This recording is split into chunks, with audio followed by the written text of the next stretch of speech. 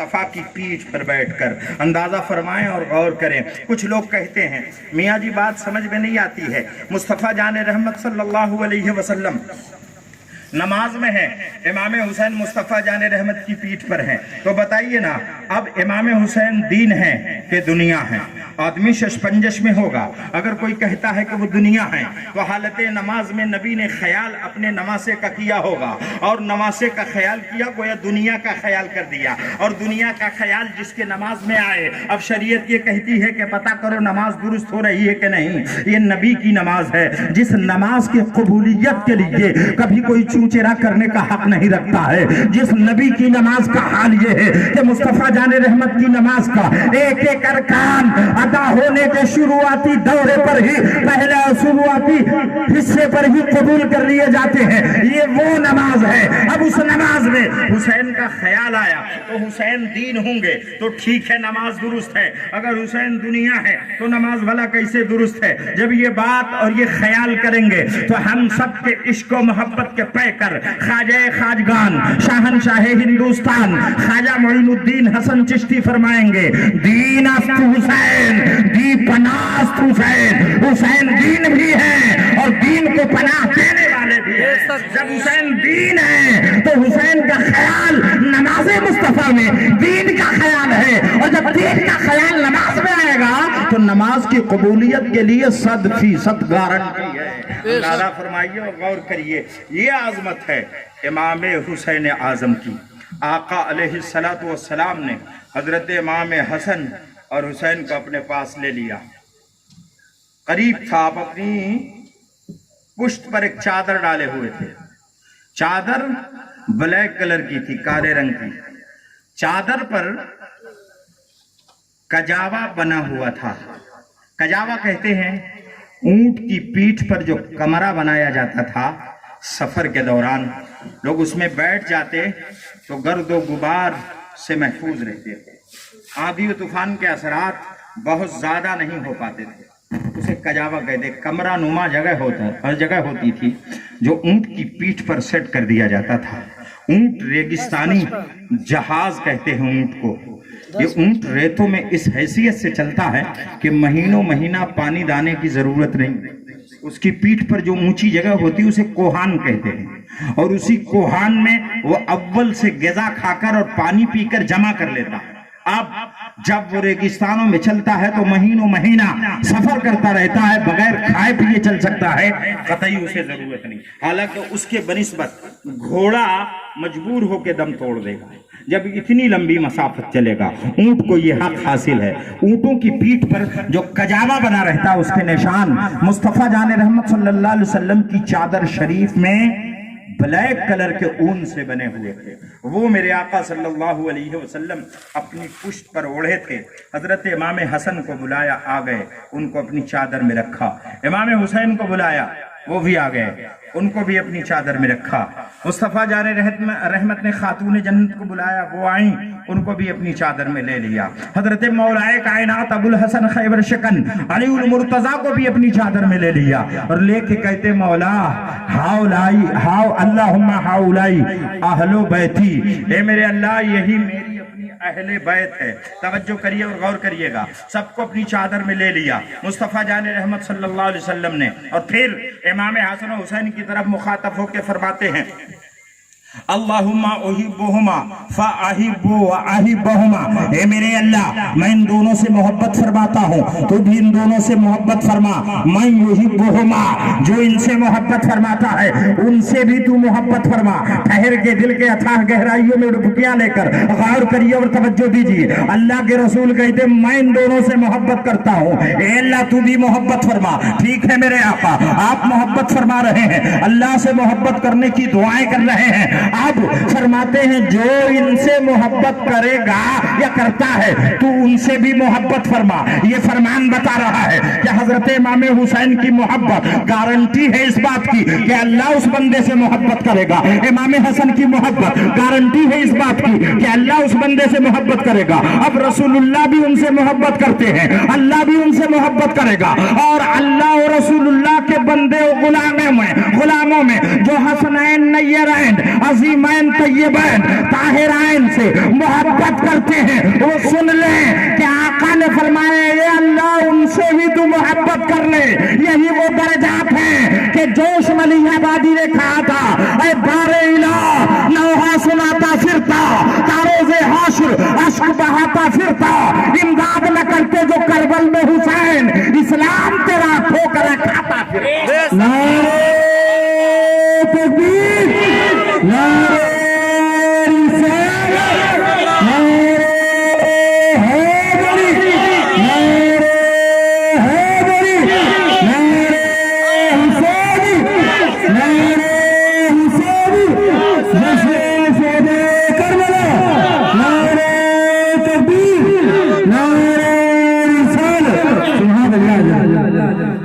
حضرت امام حسن و حسین سے بہت ساری کرامتیں بھی ظہور میں آئیں. کرامتیں بھی. حضرت امام حسن رضی اللہ تعالیٰ عنہ ایک بار سفر فرما رہے تھے. لمبی مسافت تھی. کھجور کے ایک باغیچے میں پڑاؤ ڈالا گیا. لوگ خیمہ زن ہونے کی کوشش کر رہے تھے. یہ ہوا عین دوپہر کا ٹائم ہے اور پودے اور پیڑوں کی چھاؤں حاصل ہے، اس لیے بغیر خیمہ زن ہوئے کچھ دیری تک آرام کر لیتے ہیں. آرام کے بعد پھر رخت سفر مات لیں گے. حضرت امام حسن کا آرام گاہ اور بستر ایک کھجور کی جڑ کے پاس لگایا گیا. حضرت سیدنا عبداللہ ابن زبیر کا بستر بھی ایک کھجور کی جڑ کے پاس لگایا گیا اور دونوں قریب تر تھے. بقیہ افراد جو مسافرین تھے اس جماعت کے وہ لوگ الگ الگ جگہوں پر بیٹھ کر سستانے اور چھہانے لگے. اتنے میں حضرت عبداللہ ابن زبیر نے کہا کہ اما اس باغیچے کا ہر پیڑ پودا سوکھا ہے، کاش ہم یہاں قیام پذیر ہیں.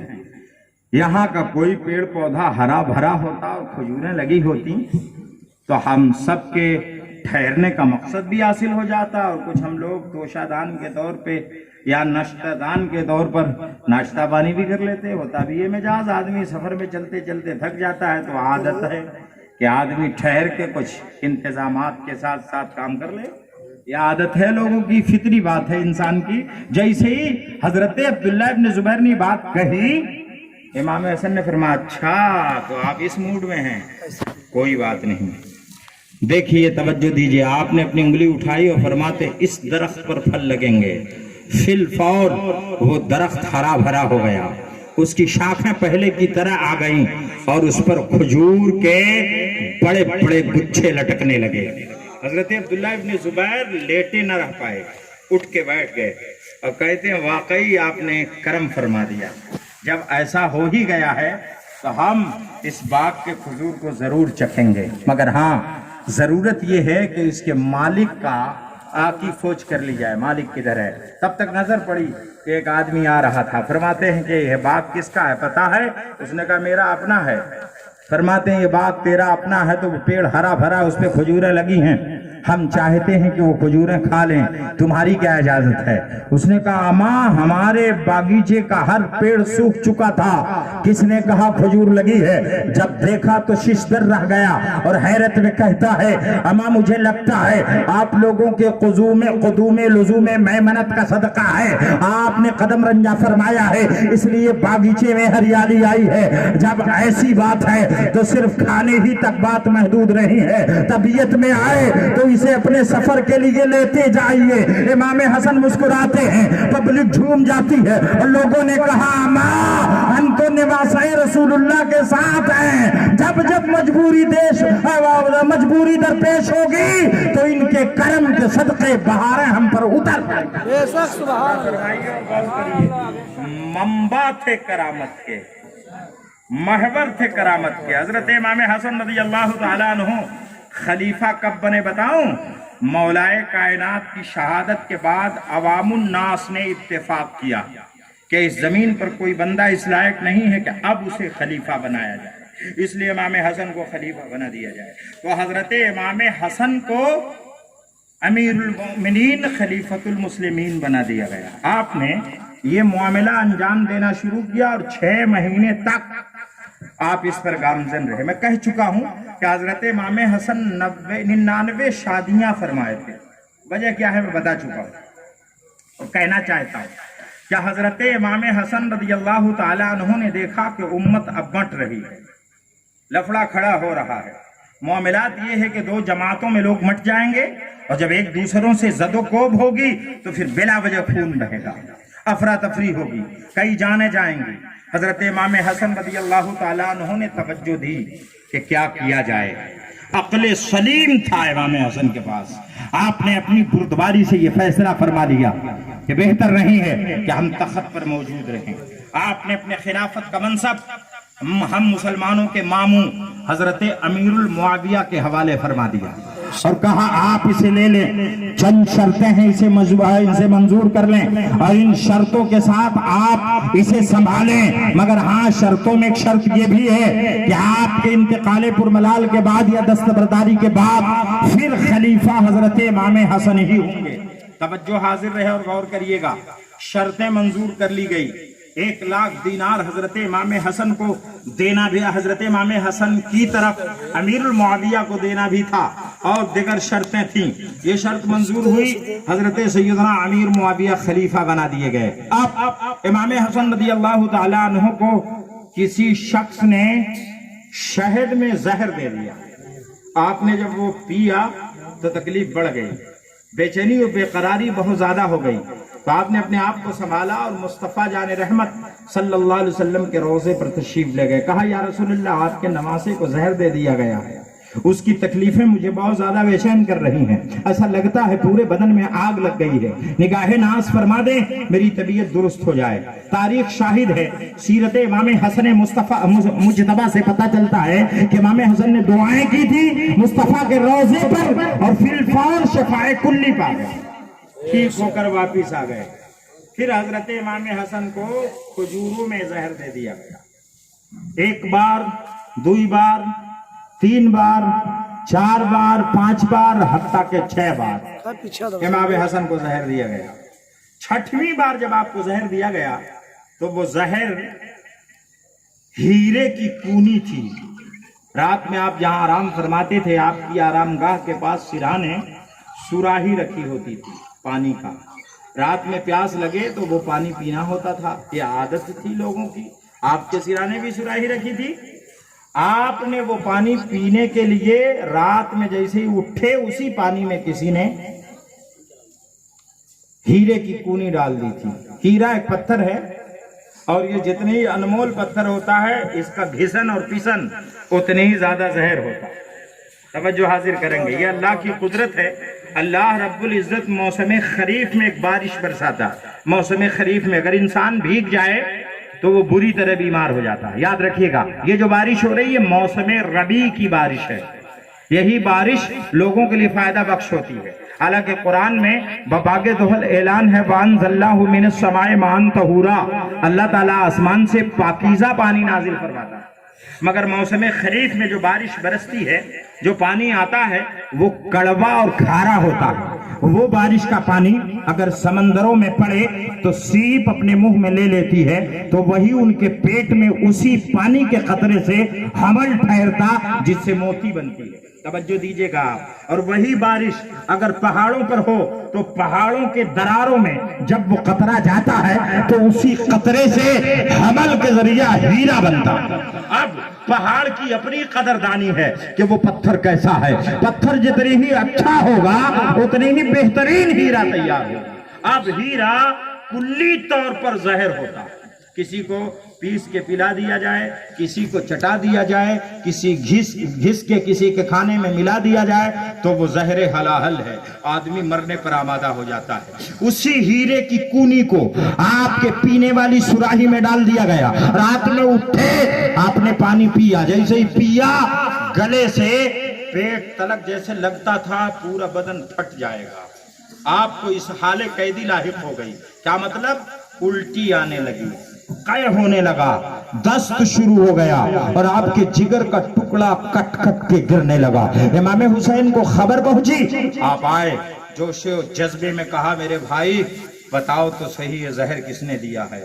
وہ غیب داں رسول کے نواسے ہیں، چاہتے تو نامزد کر دیتے، مگر ارشاد فرماتے ہیں اما یہی ہم سب کا مقدر ہے اور اسی کے ساتھ ہمیں اپنے مالک حقیقی سے ملنا ہے۔ میں جس آدمی کو جانتا ہوں اگر میں اس کا نام بتا دوں تو اے حسین تم کیا کرو گے؟ امام حسین نے کہا میں اسے کاٹ ڈالوں گا، جیسے میرے باپ حضرت علی المرتضیٰ کو عبد الرحمن ابن ملزم نے خنجر مار کے آج شہید کیا تھا مسجد میں، ہم دونوں بھائیوں نے اسے ٹکڑے کر کے ٹوکرے میں رکھ کے آگ لگا دی تھی۔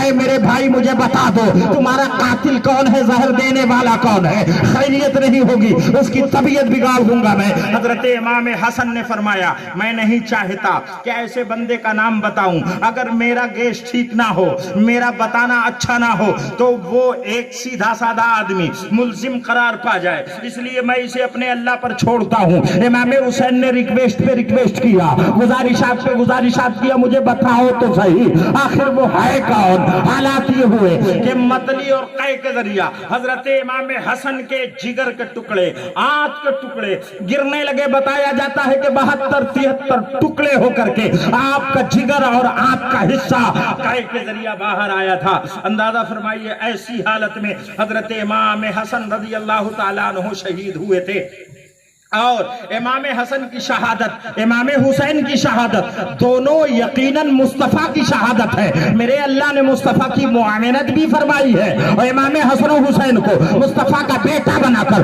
دونوں کو شہادت بھی عطا فرمائی ہے، تاکہ دنیا جان جائے شہادت کی دو قسمیں ہوتی ہیں، ایک سری ہے ایک ظہری ہے۔ امام حسین کی شہادت کربلا میں علل اعلان ہے جو ظہری ہے، امام حسن کی شہادت گھر میں زہر سے، یہ سری ہے، چھپی شہادت ہے۔ یہ دونوں حقیقت میں مصطفیٰ جانے رحمت کی شہادت ہے۔ توجہ حاضر